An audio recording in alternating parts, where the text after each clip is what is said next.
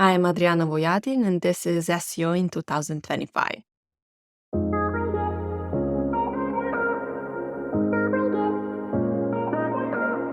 Adrijana, what's your number one SEO tip for 2025? Stop under-earning. Okay, that sounded as if you were speaking to me. Stop doing that. It probably sounded like you're speaking to every individual that's listening to this, if you're listening to this as a podcast. So it's something that you're obviously highly passionate about. Are SEOs bad at charging what they're worth? Yes, because people are just not respecting them enough, and that is the reason why they have a lack of confidence. And especially, money and money mindset is a specific topic, and a lot of SEOs are talking about this. Because, whenever we mention money, there is a negative tendency around it. So people are saying, yeah, it's not all about the money, it's enough, that will not, impact my life or something, because, that is coming from our past, and that money has a huge kind of something is wrong. So that is the reason why SEOs are not talking about SEO charges, hourly rates, salaries. People don't talk about how much we are earning, and especially SEOs don't talk about how much we want to earn. We are talking about everything else, not just money. Because if I'm talking about money, I'm selfish. I want to become rich. Whenever you see that people want to become rich, something is bad with him, something is wrong. We were through the, some series or movies, rich people are kind of bad. That is something that we were learning and unconsciously taking these small tips, rich people are bad. So I would be ashamed if I'm telling you hey, David, I want to be rich. Nobody's saying that. But is it a big psychological shift that you have to encourage SEOs to make, or is this a mindset change that they can make fairly quickly? That's everything, we are starting to work on their money mindset and all these mindset that they took from the past, and where these thoughts about mindset they got. Usually they got from our parents, from the environment, from the cultures, because, in specific cultures, especially Europe and East, we are not talking about money in comparison to United States, when all people are talking about money, how much they want to earn. Startup, money industry, everything is just it's normal to talk about money. But in Europe and East, not normal to talk about money. And of course, that we have a huge under-earning gap, because, we can't say how much we want money, and it's so hard to ask for a salary increase. It's so ask to ask clients to increase the prices, because we don't want to put that picture that we are hungry for the money, but it's not about the money, it's about respect, it's about knowledge, it's about the value that we are providing to others. The money is just consequence. It's not something that should be in the first line. It is just the consequence. Hey, if I'm providing you the value, if you are earning thousands and thousands euros from something that I am providing and working from you, of course that I want to earn more. So it sounds like it would be great to maybe have a couple of specific examples on how SEOs should negotiate with a potential client to begin with to get a rate that's decent and fair for both parties. And then perhaps if that client stays with the SEO for a decent period of time, how to pitch the idea of increasing the amount that the client's paying, because obviously inflation happens and perhaps they're having a different service over time. So what about initially? What are some of the best ways that an SEO can have that conversation with a client to talk about money and how much they charge for their services without feeling bad about it? It's all about the value that I'm providing as SEO consultant to my companies.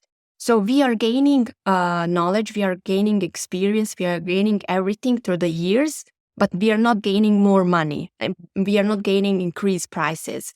So of course that if I am SEO a consultant with 5+ years of experience, of course that the value that I am providing to my clients is bigger than it was few years ago.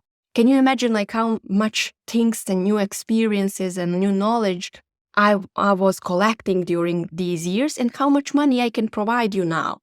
But people are collecting everything, but they are not appreciating, like, the biggest problem here is just like lack of confidence, like just imagine if you're having confidence, how much would you earn? It's just that question. Like if you would The be a experience is confident. key. Absolutely. And to be able to fix issues for clients quickly.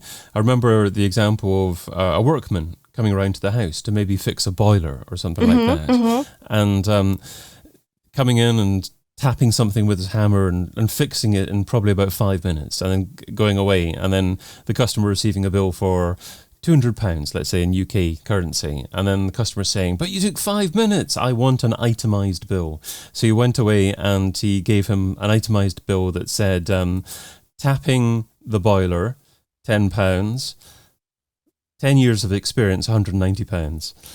And Yeah, that's the thing, because when we are doing SEO audit and providing all these recommendations, like we are not counting the hours that we have done this audit. We need to count the years that we were learning how to do this in just like in 5-6 hours for some small websites, And are clients, potential clients, generally open to that? To you explaining to them that that's where the value is?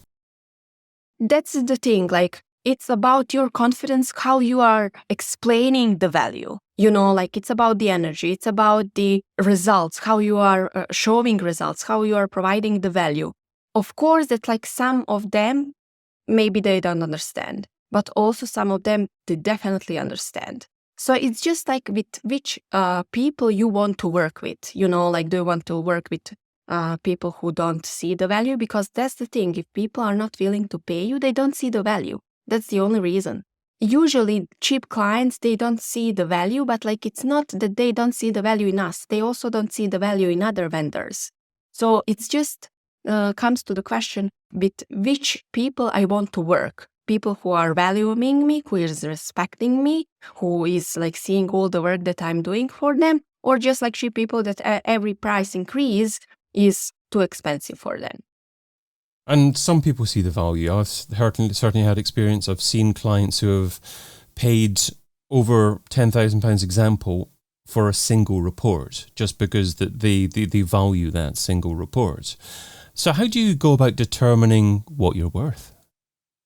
That's a good question. And before, I just want to say, you would be surprised that like as much you work with the more successful people, they are willing to pay you more because they know the value, they recognize the value, they recognize the knowledge, they value things that you know. And of course, as much as they are successful for the reason. It's not about the money. It's about their mindset, like how they came in the first place to become successful.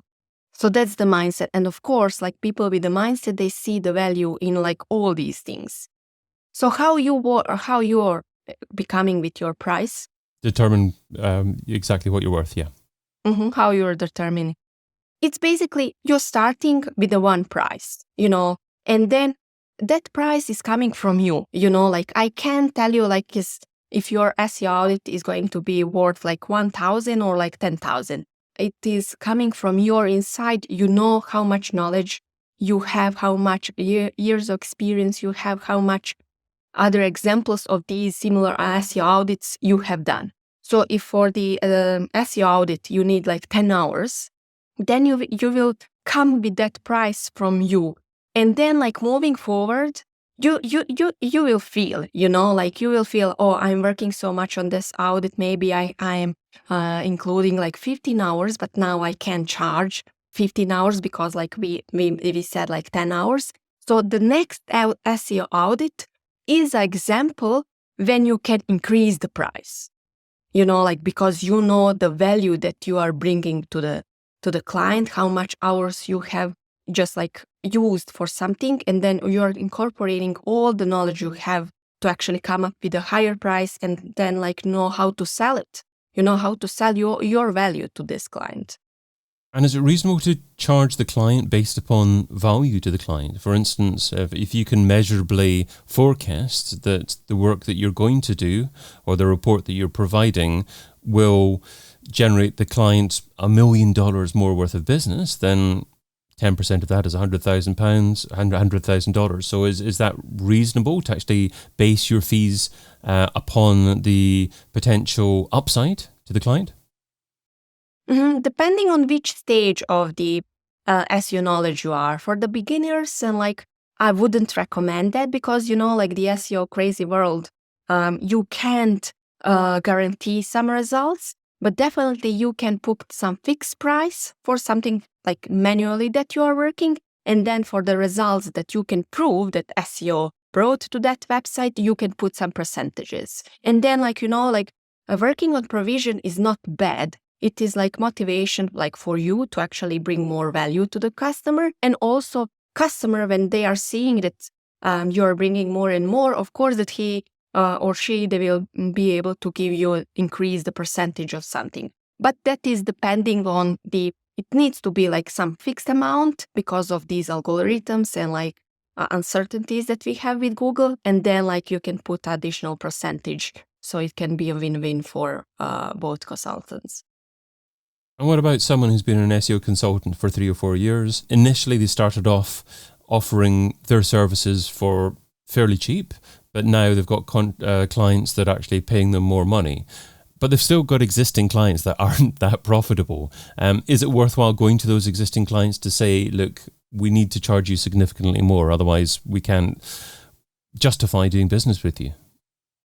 My only question would be, if you are working with that client for a few years and they are kind of unable to pay you more, what you are doing, what kind of results you are bringing. Because if you are really bringing some results from the SEO perspective, that client shouldn't have any problems with financials, in the first place. And then in that moment, you can decide, is this client that I'm enjoying working with? How much hours they are taking from me, and what is my future goal? Do I want to scale this business? Do I want to hire a team? Do I want to do with some specific clients? And then it's choice on you.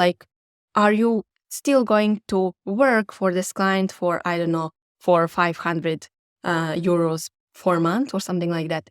It's on you. If it's draining your energy, if you are, I don't know, it makes you toxic. If in that moment you see that what you are providing, that it's not worth, and that is when all the frustrations are coming to your life, because you're seeing that you are working so much, but it's not worth it in the end. So you are under earning.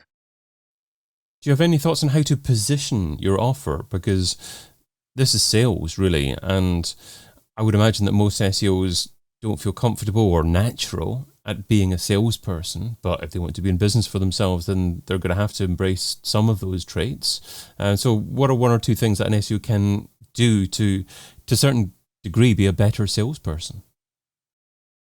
Sales skills are actually something that all SEOs are having the problems, because it's not their area of expertise. But if you really want to sell your service, the sales skills are the same as SEO skills. We needed to learn this.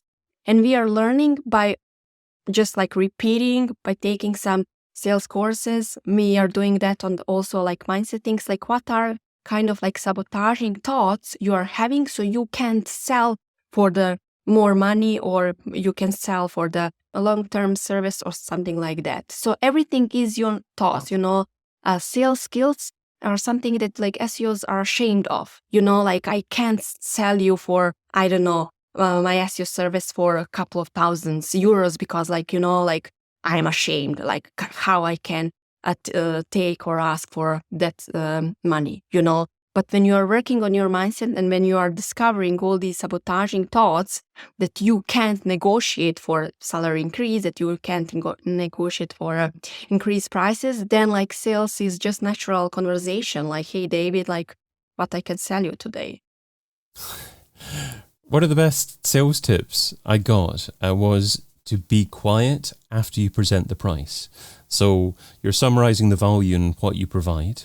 You're sharing with them that this is going to cost €2,000 a month. And then silence. You see what the client says, the potential client says in response. I think a lot of people talk themselves in and out of a sale by just not being quiet. Yeah, that's great tip. And also asking like, hey, what do you think about this price? Or are you happy to go ahead? Yeah, that is the thing. Like, people will come up with so many different things, like why they are not buying your service. They will say even that you are expensive, but like, no, we really know that someone, when we really want something, we will pay anything. So the only challenge here is that like people don't see the value in what you are providing.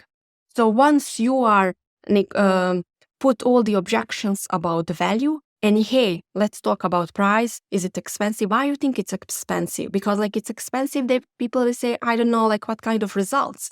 Because is it expensive if I'm charging you 10,000 for SEO audit if you can get 10 times more? Is that expensive? No, it's not. That is the only thing, like how to connect the value and price and really explain to our clients like what they will get.